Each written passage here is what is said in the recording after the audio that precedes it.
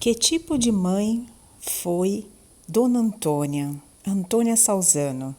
Passaram tantos anos que Carlo morreu em 2006. Eu, pessoalmente, no início, nunca fui uma grande pessoa de fé. Cresci em uma família laica. Meu pai era editor, visto que o senhor também é um jornalista. Cresci sempre com artistas, escritores, mas sempre muito longe da fé. E, claramente, pelo fato de eu viver no centro de Roma, as escolas eram a maioria católicas. E eu frequentava essas escolas que eram católicas. Todavia, meu pai fez-me realizar a primeira comunhão. Um pouco de fé ele tinha, mas não era altamente religioso, como, por exemplo, a missa aos domingos, nós nunca tínhamos ido. Assim, realizei a primeira comunhão, foi a minha primeira missa. Depois a crisma no colégio, porque era no colégio das Irmãs Ursolinas de Cortina d'Ampezzo. E aí foi a minha segunda missa. Agora lhes faço rir um pouco. Quando eu me casei, fiz a preparação para o meu casamento em Londres. Em Londres não é que fazem um grau de preparação e assim realizamos o casamento. Vocês podem imaginar que tipo de católica eu era. Contudo, eu digo sempre que Carlo foi o meu salvador, porque essa criança, desde pequena, desde que nasceu, digamos que ele começou a falar a primeira palavra aos 3 meses de idade. Aos 5 já dizia mama e outras palavras, precoce em tudo. E certamente também nas coisas de fé. Carlo teve uma babá que era polaca, muito católica, também no maternal. Havia muitas lições religiosas, mas dentro dele, desde pequeno, nasceu um grande interesse por essas coisas da fé.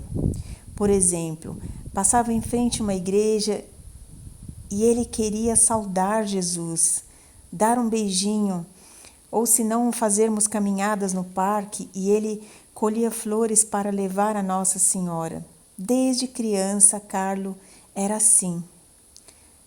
Ouço muitos sacerdotes dizer que Jesus escolhe algumas almas para cuidar desde pequena, como por exemplo Santa Teresinha Lisieux, algo que nasce dentro deles inexplicavelmente. Digamos que todos nós temos esse dom de Deus, também aqueles que não conhecem Jesus.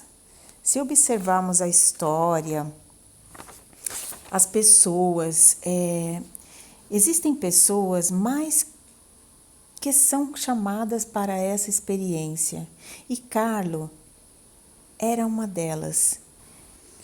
Eu me importava na autoridade de genitor porque, de certo senso, eu havia batizado e pensava que os pais devem ser coerentes. Se você batiza um filho, promete que ele crescerá de acordo com o que sua fé condiz. Não faça isso, não faça aquilo, não leva na missa, leva na missa. Outra coisa que eu era muito incoerente, muito ignorante mesmo a respeito da fé. Na minha cabeça, se você decorasse o catecismo, era perfeito. Eu, para memorizar, nunca tive problemas, mas era sempre muito ignorante. E Carlo me fazia muitas perguntas intrigantes, e isso criou um pouco de crise. E conversei de inteira confiança com uma senhora de muita fé que me aconselhou a fazer um estudo de teologia. Mais que qualquer coisa, encontrar um sacerdote que eu chamavam de Padre Pio de Bolonha. Esse padre me disse que eu tinha que estudar teologia no meu tempo livre, enquanto eu tinha tempo durante o meu trabalho, algo assim. Mas foi algo que eu fiz. Não me transformei em uma teóloga, mas eu fiz várias provas para testar o meu intelecto, e isso me levou devagarinho a me aproximar.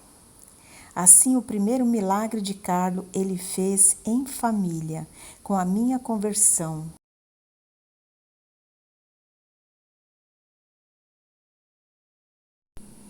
E foi onde tudo começou, mas ainda não acabou. Provavelmente terminarei no purgatório. Espero que não. Ainda temos esperanças.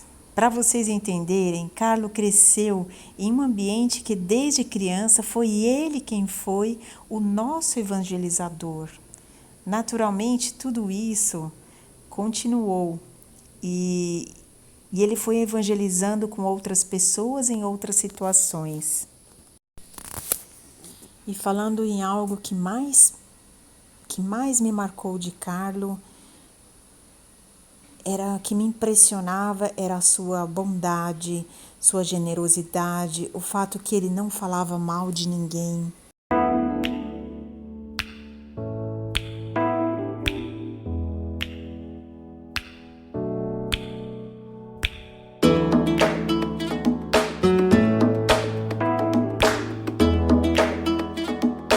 Salve Maria Santíssima em nosso Senhor Jesus Cristo!